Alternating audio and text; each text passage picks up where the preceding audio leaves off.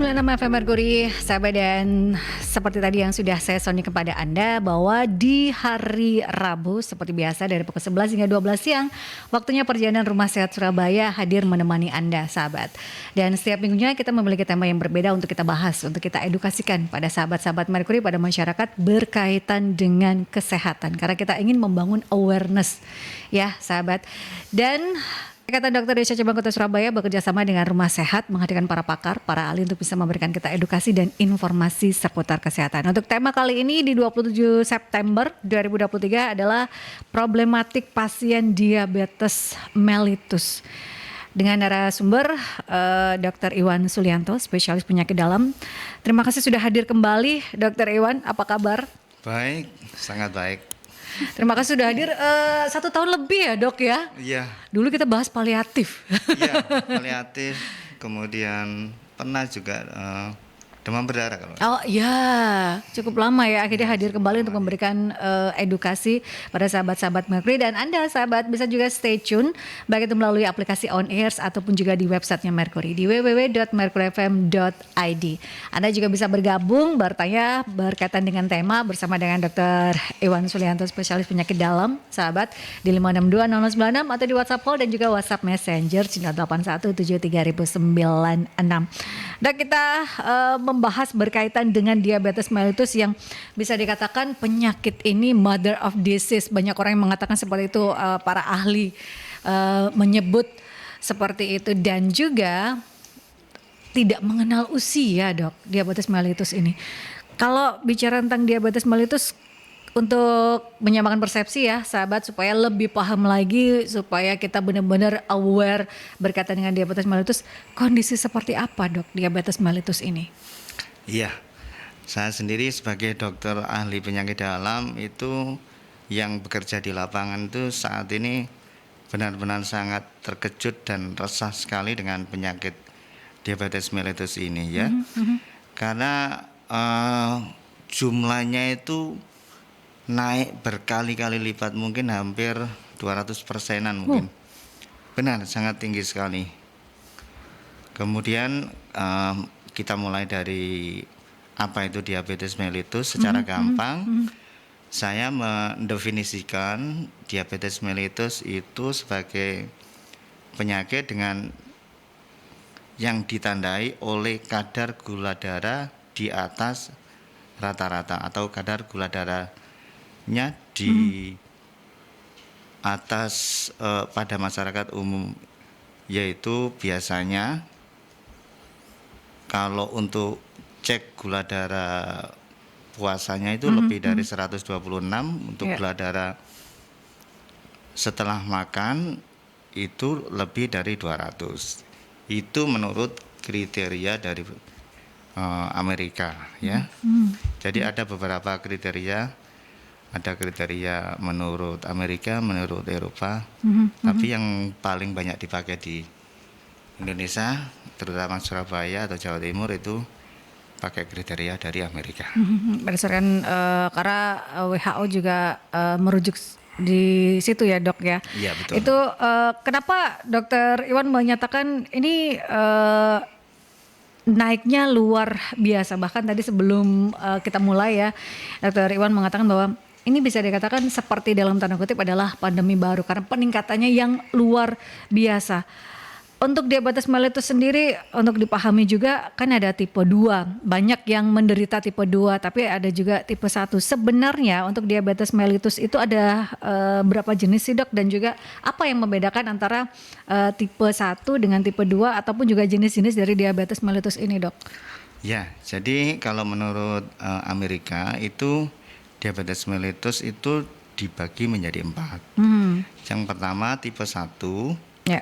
Kemudian tipe 2, kemudian diabetes gestasional atau diabetes pada orang hamil. Yang keempat itu tipe lain karena memang belum bisa diklasifikasikan. Yang tipe 1 itu biasanya terjadi pada anak, oleh karena memang pada saat dia mulai kecil itu sudah mengalami masalah atau defek pada sel pankreasnya atau produksi insulinnya. Kemudian yang tipe 2 itu biasanya dimulai pada usia dewasa. Nah, usia dewasa ini juga berbagai faktor yang bisa mencetuskan diabetes mellitus tipe 2 ini. Mulai dari yang pertama yang sudah diakui itu mulai genetik, kemudian gaya hidup, terus dari gaya hidup tuh ya mulai dari makanan, kemudian dari kegiatan olahraga, stres dan lain-lain ya. Kemudian yang tipe 3, yang tipe pada orang hamil. Pada orang hamil tadi itu hanya terjadi pada saat dia waktu hamil aja. Setelah dia melahirkan gulanya normal lagi. Ya. Itu kalau untuk orang hamil, apakah ada beberapa kasus juga yang setelah hamil akhirnya diabetesnya stay, Dok? Itu memungkinkan nggak sih, Dok, untuk yang tipe ketiganya ini? Iya, jadi banyak yang setelah melahirkan itu gula darahnya kembali normal. Tapi setelah hamil kedua biasanya meningkat lagi. Dan biasanya orang seperti ini nanti kalau sudah usia menginjak 40 ke atas ya, itu berbakat untuk menjadi diabetes tipe 2. Oh, iya. Ini yang harus diwaspadai ya. Memang kebanyakan kasus adalah bisa normal kembali untuk ibu hamil selama kehamilannya yang mengalami diabetes mellitus. Tapi ada juga beberapa kasus ini yang bisa menyebabkan bahkan terkena tipe 2 gitu ya, Dok ya. Ya, jadi harus waspada waktu dia setelah melahirkan itu gaya hidupnya mulai dari makan, kemudian kegiatannya itu harus agak dijaga, diperbaiki gitu ya, Dok ya. Ya, betul. Dok, tadi mengatakan pandemi baru berkaitan dengan diabetes mellitus karena angkanya naik 200 kali. 200 ya sahabat, bukan 50, bukan 100 tapi 200 kali. 200% ya. Peningkatan kasus dari diabetes mellitus ini. Penyebabnya itu karena apa, Dok? Apakah saat pandemi itu kita banyak tidak bergerak, yang aktivitasnya itu sangat-sangat terbatas, atau karena perubahan gaya hidup yang semakin instan untuk sekarang ini? Kalau bicara tentang diabetes mellitus, Dok.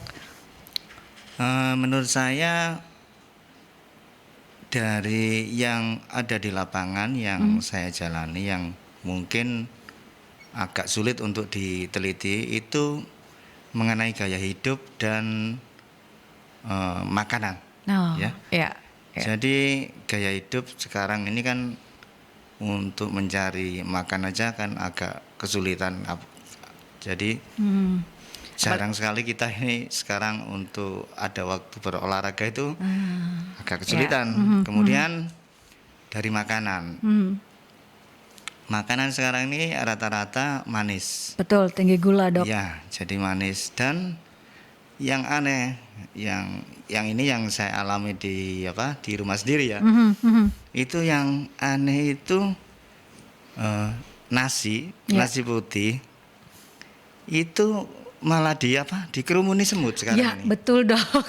Iya, saya heran nasi juga. Putih itu semutnya bisa suka, berarti kan itu sudah gulanya tinggi nih. Iya, gitu ya, Dok ya. Apa sekarang nasi itu sudah berubah komposisinya dibandingkan dulu. Iya, betul, Dok. Itu saya juga heran.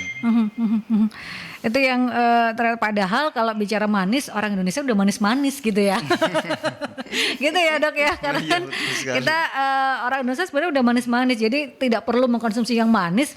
Kita sudah manis gitu ya, jangan berlebihan manisnya, jadi nggak enak malahan kalau yang berlebihan. Dan kalau bicara tentang makanan, iya betul, nasi putih kalau kita biarin ya sahabat, itu semut aja sudah suka gitu ya. Iya. Itu kan berarti menandakan memang nasi putih itu tinggi gula. Bahkan mungkin berubah, nasi putih yang sekarang ini mungkin beda dengan nasi putih yang zaman dulu. Karena saya menaruh minuman yang manis, mungkin yang mengandung pengawet ya. Itu malah enggak dikerubuni. Betul. Malah yang manis, yang enggak manis, yang nasi tadi, itu malah yang ada semutnya.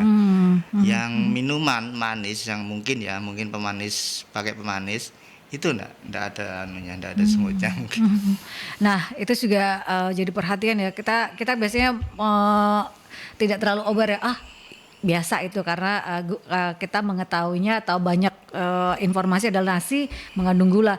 Tapi berbeda kalau dulu kita biarin aja nggak akan dideketin semut gitu loh. Tapi kalau sekarang wah itu sudah jadi makanan semut gitu ya. Iya, saya juga heran sekali. Itu salah satu penyebabnya adalah gaya hidup dan juga makanan. Untuk faktor resiko dok dari diabetes mellitus ini kalau bisa disampaikan untuk sahabat-sahabat Merkuri apa saja?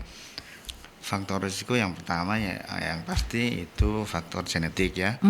Itu sudah pasti faktor risiko yang utama karena hampir kalau kita ini punya nenek moyang yang mungkin punya diabetes, itu ada kemungkinan besar akan diturunkan ke generasi selanjutnya. Seperti kita ini orang Indonesia, tidak mungkin kita nanti punya anak cucu, anak kita jadi misalkan kulit putih atau negro, enggak mungkin. Jadi yang kelihatan di luar itu sebenarnya juga menurun yang ada di dalam yang tidak kelihatan. Jadi itu sebenarnya yang mungkin kita tidak menyadari ya. Jadi itu pasti diturunkan. Cuma berapa persennya yang diturunkan ke kita itu yang mungkin kita tidak tahu. Tapi kalau yang kelihatan yang seperti kulit, rambut itu kan kelihatan langsung. Betul. Tapi kalau kayak ini yang dalam kita pemeriksaan ya dok ya, itu akan bisa mengetahui. Tapi kalau kakek, nenek, kemudian orang tua semuanya itu memiliki diabetes mellitus ya, resiko sangat tinggi gitu ya dok ya. Bisa sampai 50% gitu bakat. ya. Pasti punya bakat dan kita tinggal bagaimana mengelola bakat untuk diabetes itu supaya tidak timbul, tidak muncul. Itu yang harus dipahami. Karena kalau diabetes mellitus ini sahabat sekali terkena ya ini yang harus Anda waspadai sahabat ya. Dan untuk pemeriksaan dok yang baik berkaitan dengan diabetes mellitus ini seperti apa? Untuk pemeriksaan rutin ya ataupun juga untuk diagnosisnya itu seperti apa? Untuk yang belum terkena berapa bulan sekali kah harus melakukan pemeriksaan berkaitan dengan diabetes ini, apalagi yang memiliki faktor resiko ataupun juga yang sudah terkena diabetes mellitus sebaiknya melakukan pemeriksaannya tuh serutin apa dok?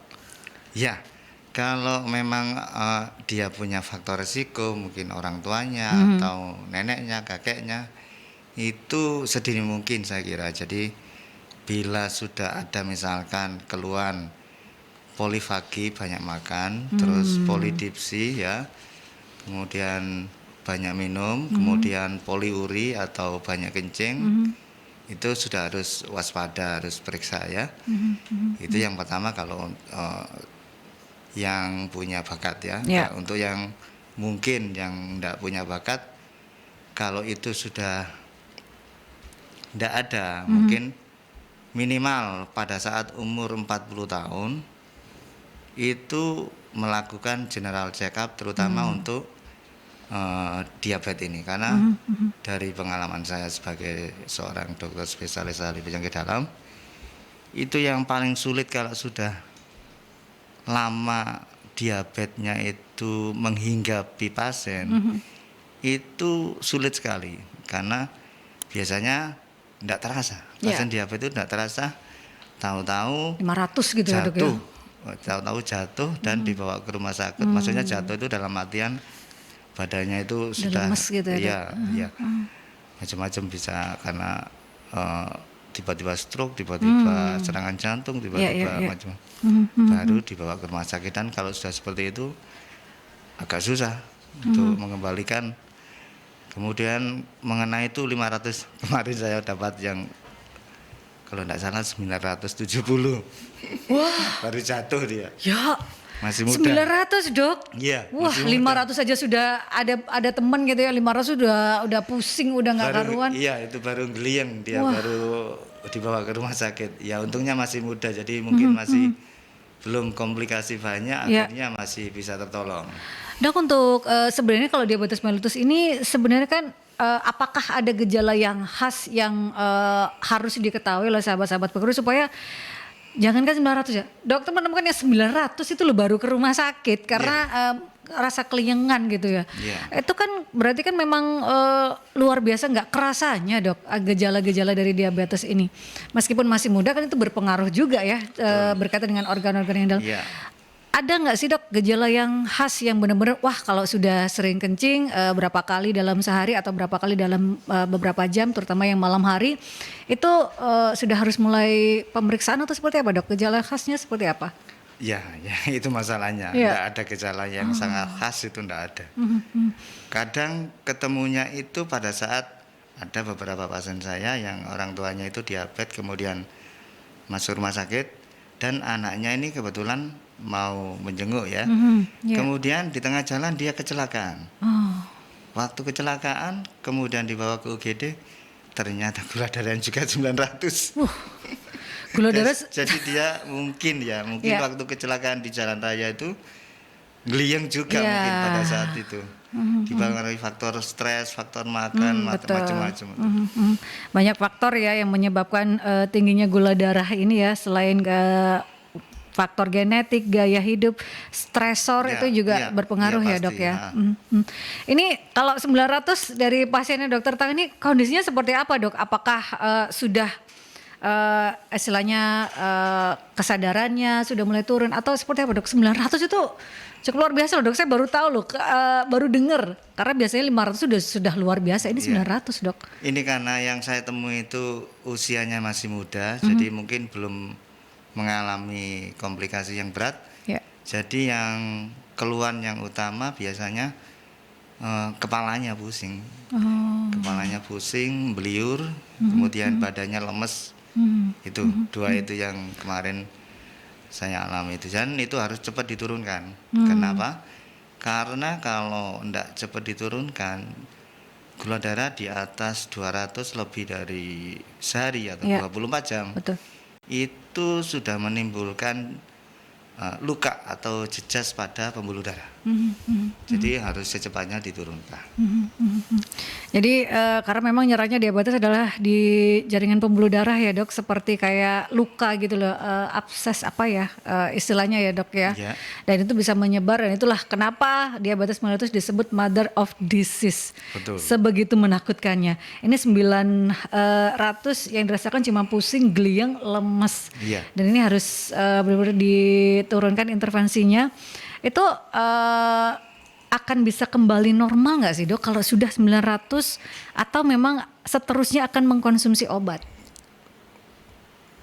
Kalau diabetes umumnya ya, kalau sudah 900 biasanya sudah sel-sel dari sel beta pankreas atau sel yang memproduksi insulin itu sudah kualitasnya atau kemampuannya sudah terganggu. Biasanya harus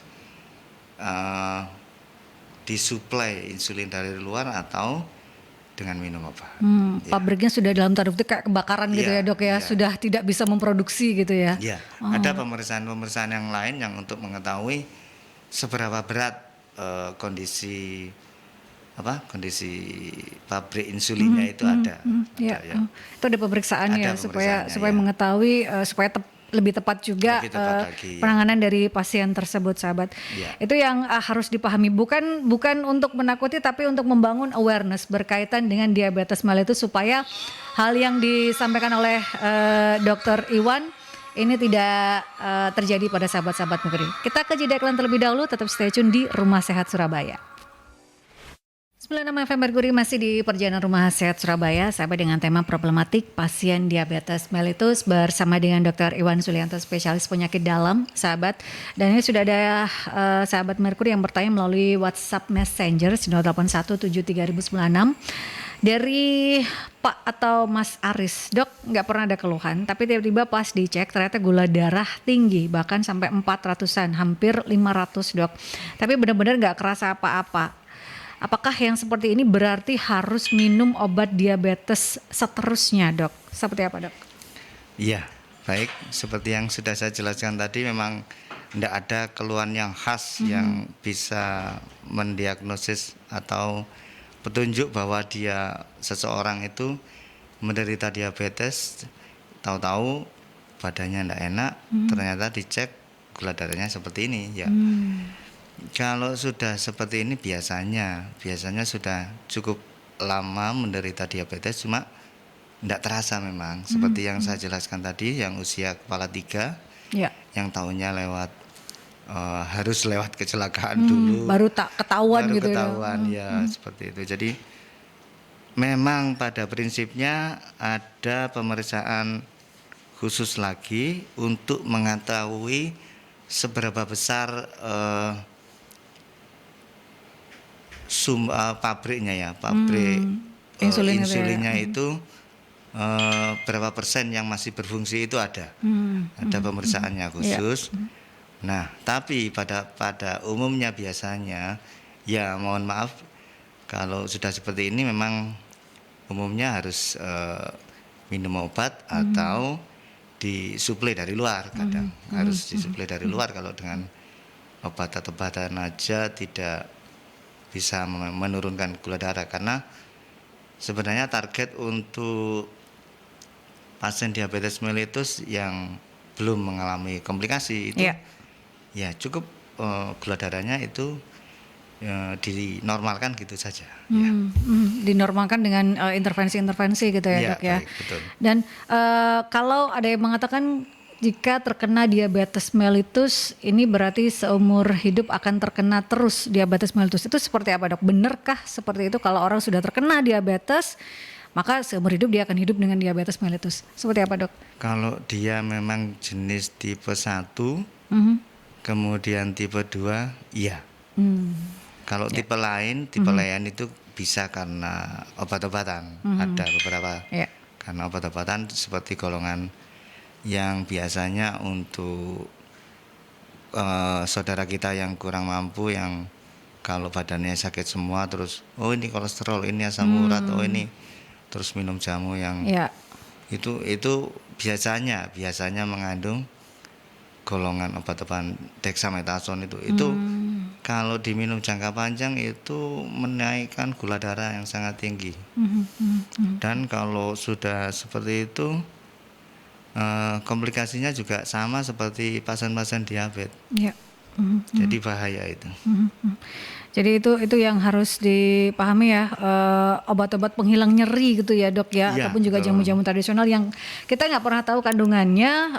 Kadang ada beberapa yang oknum ya, yang terutama nakal. Yang untuk jamu yang minumnya itu di tempat si penjual jamu, untuk yang jual jamu, bukan bermaksud untuk itu. Iya, tapi ada beberapa oknum gitu ya, Dok ya, yang tidak melihat hanya keuntungan saja, tapi untuk faktor kesehatannya diabaikan itu ya, sahabat.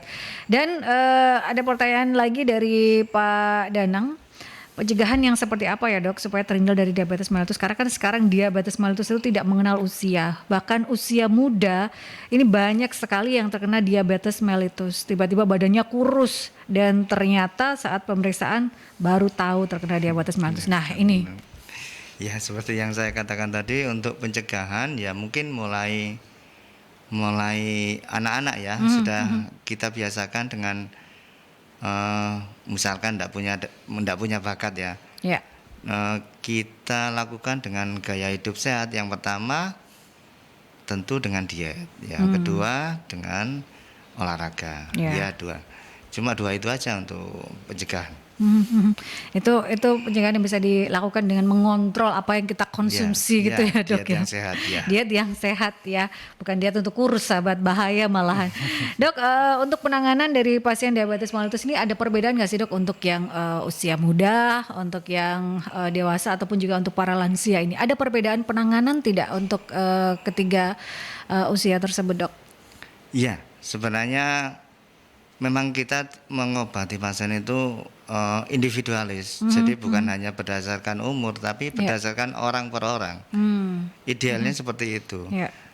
Tapi kalau secara general, misalkan diabetes tipe 1, mau tidak mau pakai insulin.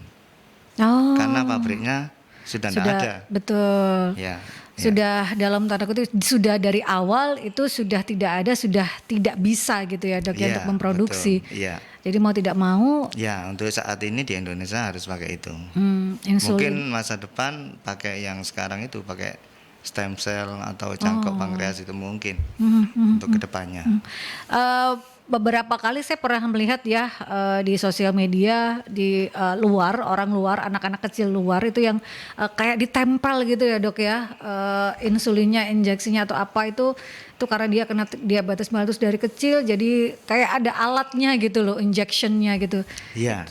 Itu salah satunya seperti itu ya dok ya? Itu hanya salah satu saja, tapi itu tidak bisa, ya mohon maaf ya, bukannya ini mengecilkan hati yang diabetik, orang yang menderita diabetes. Cuma saya juga harus berpikir untuk orang-orang yang tidak kena diabetes supaya waspada. Ya. Karena kalau sudah terkena diabetes itu sangat beda dengan orang yang dengan diabetes ya. Karena orang yang itu tadi kan seperti yang ditempel terus di insulinnya keluar secara otomatis ya. Itu beda dengan orang yang seperti orang normal lah, orang normal yang tidak kena diabetes. Kalau misalkan dia makan itu, orang normal itu secara otomatis merespon makanan yang masuk, entah itu gula, entah apa saja yang mengandung glukosa, itu merespon gula yang masuk itu, insulinnya itu pas sesuai dengan kadar yang masuk. Sedangkan pada yang misalkan insulin yang buatan yang ditempelkan tadi itu tidak bisa sesuai dengan bedanya itu, makanya tidak bisa mengontrol gitu ya dok ya. Iya, tidak bisa. Jadi itu tantangan buat kita. Jadi meskipun dikatakan saya setiap cek itu gula saya normal terus, dan ada penelitian juga yang dibuat seseorang itu pasien normal dengan pasien diabetes dibuat waktu cek itu gulanya dibuat normal terus. Tapi kan kita tidak mungkin ngecek tiap menit, tiap jam. Betul. Nah, itu hasil akhirnya tetap beda. Orang normal tetap hasilnya kualitasnya hidupnya lebih baik. Ya, itu yang betul apa yang dikatakan Dokter Iwan, sahabat ya. Jadi kebanyakan masyarakat kita saat akan melakukan pemeriksaan itu benar-benar dikontrol makannya. Tapi setelah pemeriksaan sudah normal. Nah, itu sudah loss akhirnya. Nah, itu kan kadang banyak sekali ya dok ya. Itu yang dilakukan oleh masyarakat di luar sana, bahwa bukan saat Anda pemeriksaan saja, tapi gaya hidup seperti itu adalah seterusnya untuk dilakukan gitu ya. Iya, malah kalau di pasien poliklinis itu jadwalnya kontrol, malah dia besoknya sudah nggak makan, kelihatan normal. Saya mau diet dulu karena besok mau cek gula darah. Lah, terus seterusnya nggak masalah gitu ya kan, untuk nggak menjaga gitu kan. Jadi tidak menunjukkan kondisi realnya. Betul. itu yang harus dipahami ya. Ini ada pertanyaan dari Bu Hana.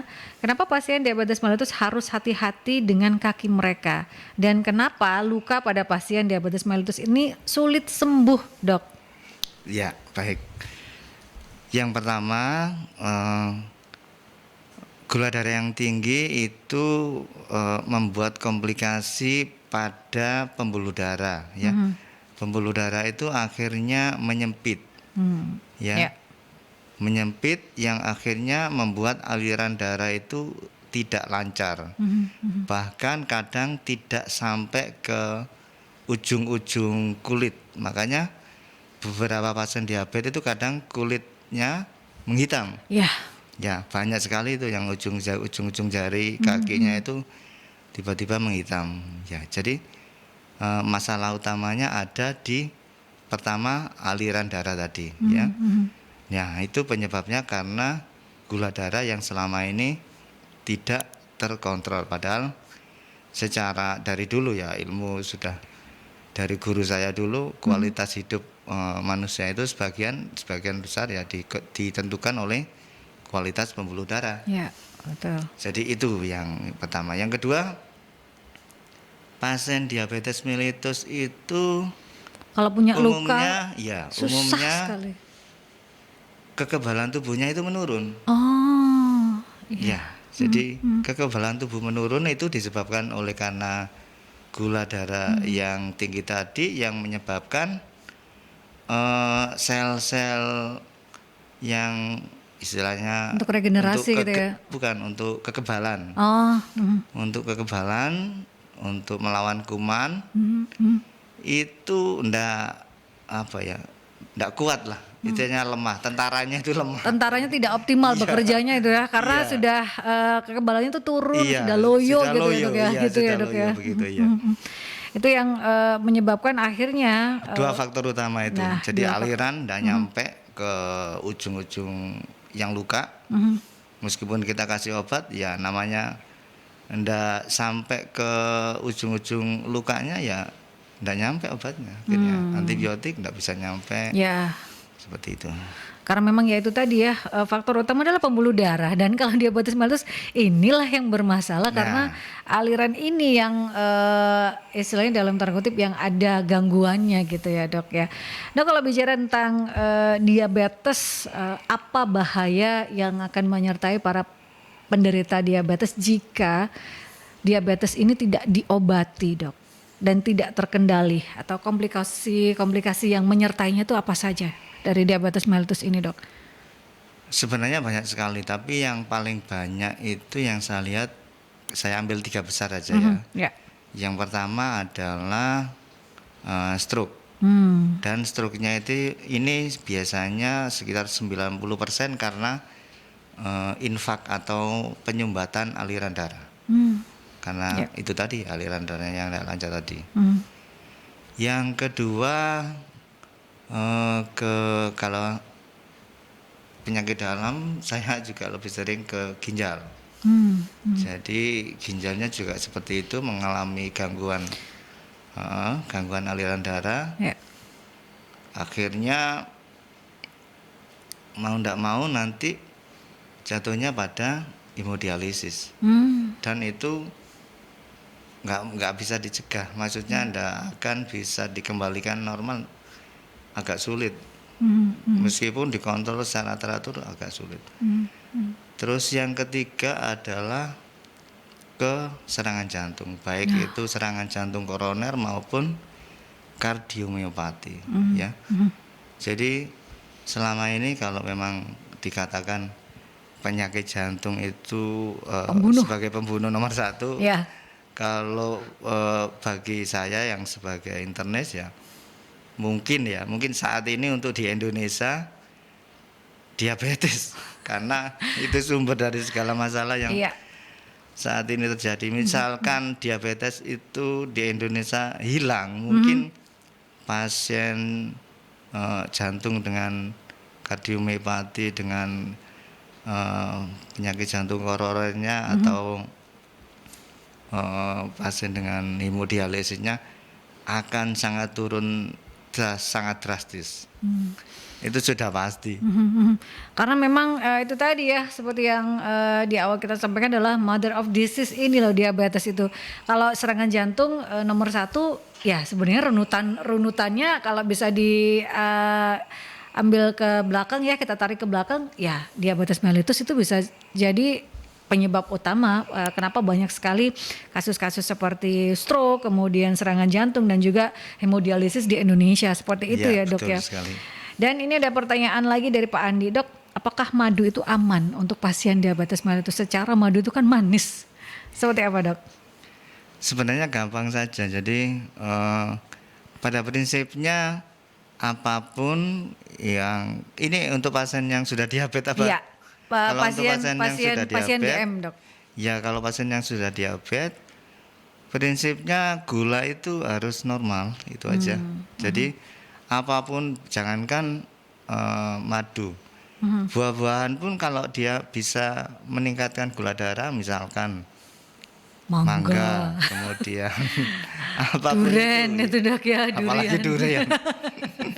Apapun itu ya selama dia meningkatkan gula darah ya enggak baik. Itulah ya, karena kalau sudah terkena diabetes mellitus, makanan yang kita konsumsi itu dalam tanda kutip adalah sebenarnya rada terbatas gitu ya dok ya. Ya, Yang dulunya wah bisa mangga sampai sekali makan 1 kilo gitu ya, itu sudah harus no ya, sudah harus tidak sama sekali karena gulanya yang cukup tinggi sahabat. Jadi akan lebih baik lagi mengontrol gula darah dengan diet seimbang supaya tetap bisa menikmati makanan yang menjadi iya favorit betul. Anda gitu ya. Iya. Ya itu yang kadang saya gelisah juga kepada pasien-pasien yang sudah menderita diabetes yang kadang sudah komplikasi ke lambung yang namanya gastropati diabetes ya, yang sudah mengenai sarafnya. Itu melihat makanan itu sudah ndak pingin sama sekali. Pinginnya yang enak-enak. Kalau pingin makanan yang sehat, dia enggak pingin. Nah itu agak repot. Mau dikasih di los itu nanti gulanya naik. Nah, Kalau mau banyak dicegah malah dia enggak makan, gulanya ngedrop nanti. betul. Ya, kasihan juga karena kan Kasihan, iya. stresor juga berpengaruh juga Iya, gitu ya dok akhirnya ya. dia stres kalau dilarang-larang terus. Nah, ini yang akhirnya membuat kita terus mengedukasi masyarakat berkaitan dengan diabetes mellitus. Jadi jangan sampai terkena. Waspadanya itu dengan 2 hal tadi yang dikatakan oleh Dr. Iwan, diet seimbang dan juga olahraga. Dan diet seimbang pun bukan diet yang no nasi sama sekali gitu Iya, ya dok betul, ya. iya. Itu kan juga karbohidrat kita butuhkan, Butuh. sahabat. Itu yang harus Dibutuhkan. dipahami. Kemudian jangan hanya protein yang tinggi malah nanti ke ginjal gitu ya dok ya. Iya, betul. Itu yang harus dipahami. Jadi diet Ada seimbang. ukurannya ya, ada ukurannya. Untuk diet seimbang sendiri dok, bagi para penderita diabetes mellitus itu kan sangat berbeda dengan penderita disease lainnya gitu ya. Itu yang harus dipahami terutama bagi keluarga. Itu yang seperti apa? Kadang kan yang itu tadi ya dok ya, kita banyak melarang ini, tapi kan kasihan juga penderita diabetes ini kan juga butuh saya ini supaya jangan stres lah, jangan terlalu banyak nggak boleh diet yang seimbang bagi penderita diabetes yang baik itu seperti apa dok? Iya, jadi kita mungkin harus kreatif membuat makanan-makanan yang sumbernya itu bisa mengenyangkan tapi juga enak. Ya. Jadi tidak banyak mengandung karbohidrat. Itu yang mungkin kita juga harus kreatif. Misalkan kalau roti yang selama ini kita sering roti biasa ya, mungkin Roti putih gitu ya dok ya? ya bisa diubah jadi roti gandum, mungkin gitu sebut. Ya, jadi harus kreatif untuk mengubah makanan yang selama ini enak karena mengandung karbohidrat yang banyak, diubah menjadi makanan enak tapi tidak mengandung banyak karbohidrat. Karbohidratnya lebih berserat tinggi gitu ya Iya, dok ya, betul. karbohidrat kompleks gitu yang lebih baiknya lagi. Juga yang sekali lagi beragam, jangan pasien diabetes mellitus ini setiap harinya makan kentang aja gitu, bosen ya dok ya. Iya, bosen, iya. Jadi harus benar-benar kreatif itu tadi. Iya, dibuat makanan yang Pasien tidak bosan tapi asupan gizinya tercukupi. iya, Nah, itu yang harus dipahami. Kita ke jeda iklan terlebih dahulu ya. Jadi untuk Pak Rahmat sabar karena pertanyaan akan saya bacakan setelah jeda iklan berikut ini. Tetap stay tune di Rumah Sehat Surabaya ya. Perbincangan off air menarik juga ya karena Dr. Iwan banyak menceritakan kasus yang ada di lapangan itu yang ternyata harus diwaspadai oleh sahabat-sahabat Merkuri bahwa jangan sampai terkena diabetes mellitus. Jadi jaga pola hidup, gaya hidup ya dengan diet yang seimbang serta berolahraga. Jangan sampai terkena. Karena takutnya seperti yang tadi ya, usia 30-an, gula darahnya 900. Itu kan harus dilihat juga kondisi organ-organnya apakah masih normal atau tidak. Takutnya sudah dalam perjalanan untuk menuju komplikasi. Itu yang Iya, betul. ditakutkan ya dok ya. Ya, betul sekali. Sering sekali kita ini menerima pasien dari IGD ya, ke unit gawat darurat. Kemudian pasien ini mungkin datang hanya dengan keluhan badannya lemes, pusing. Kemudian gula darahnya mungkin tidak terlalu tinggi, mungkin 200, 300 gitu ya. Tapi pasien ini sudah lama menderita diabetes yang tidak terkontrol memang. Nah, pada saat kita menerima pasien ini, sangat mungkin pasien ini sedang dalam perjalanan menuju ke arah yang komplikasi tadi, sedang menuju ke arah bisa serangan jantung, bisa stroke gitu kan. Stroke. Nah, ya repotnya kita pada saat menerima pasien ini, meskipun kita sudah memberikan intervensi gitu ya dok ya. Intervensi memberikan menurunkan yang paling mungkin kan menurunkan gula darah supaya normal dan memberikan mencegah supaya tidak terjadi komplikasi. Tapi dalam waktu 1-2 hari obat yang kita berikan terutama untuk mencegah komplikasi tadi kan belum tentu langsung bisa bekerja. Ya, nah, betul.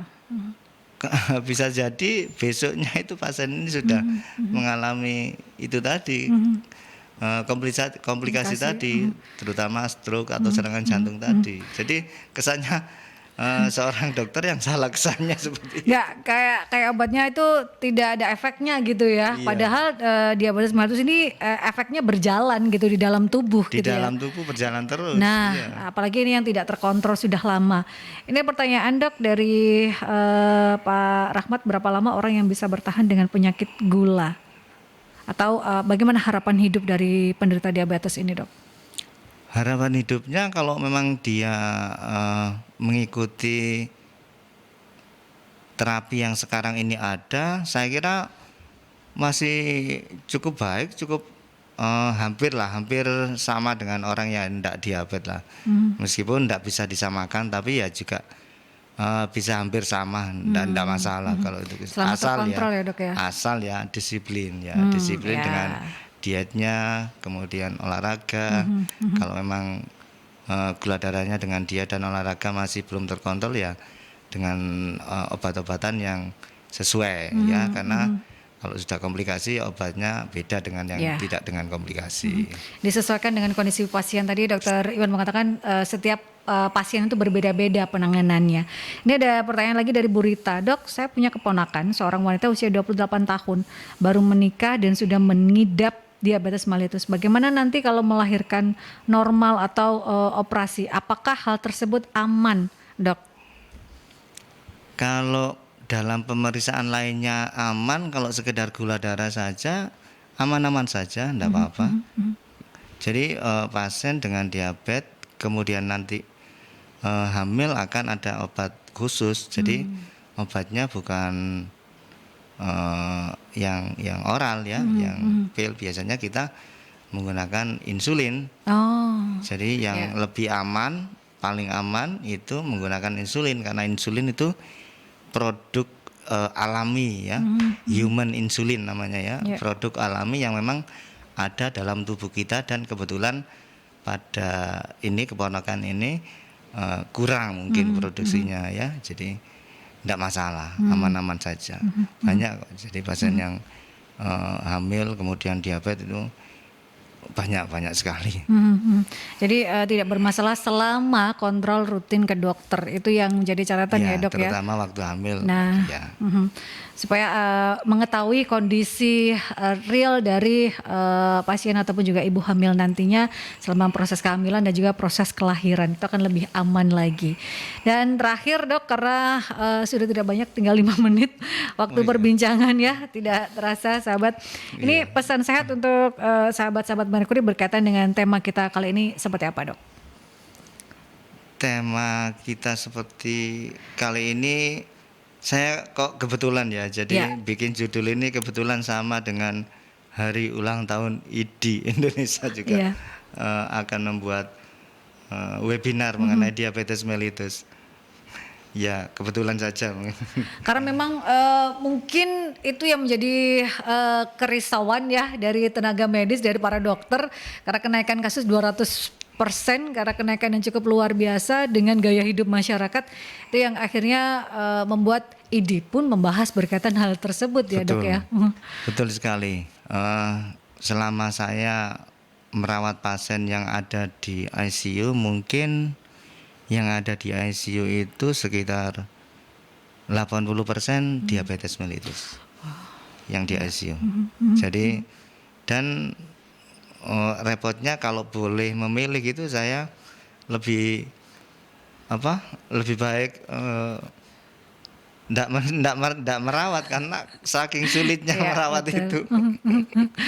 Karena kan berbeda ya dok ya, tiap pasien juga memiliki disease-nya masing-masing, memiliki gangguannya masing-masing untuk diabetes mellitus ini, jadi lebih harus lebih teliti dan detail gitu ya dok Iya, ya. sangat detail. Iya, harus sangat detail, banyak sekali. Biayanya juga kalau sudah komplikasi besar sekali. Seperti itu tadi, kalau sudah misalkan ke ginjal harus cuci darah, itu kan besar. Kemudian stroke itu saya juga kadang ngeri sekali melihat pasien stroke itu kan nggak bisa apa-apa, tapi dia kalau bedanya antara umumnya stroke dengan infak karena pembuntuan aliran darah dengan stroke karena perdarahan, Iya. karena hipertensi.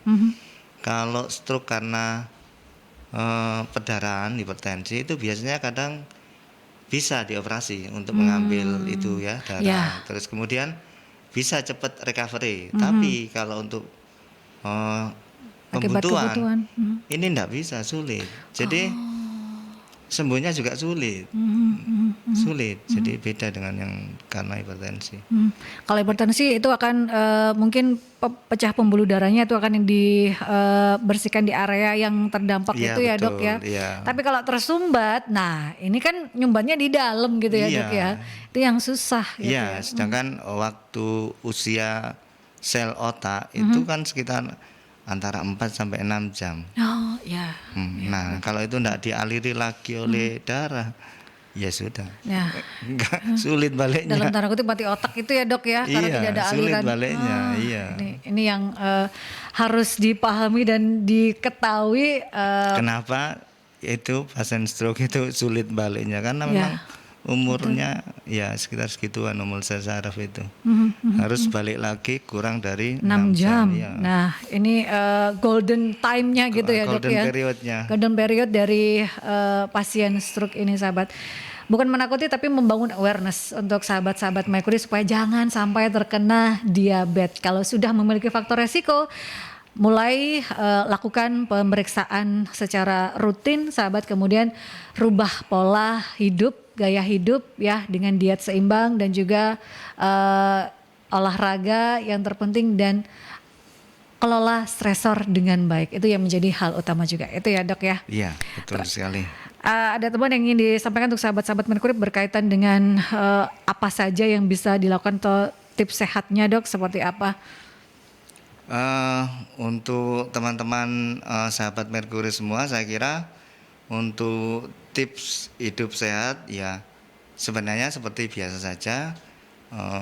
Untuk yang berkaitan dengan diabetes mellitus tentu jaga dietnya terutama, kemudian tetap olahraga, tidak boleh malas ya.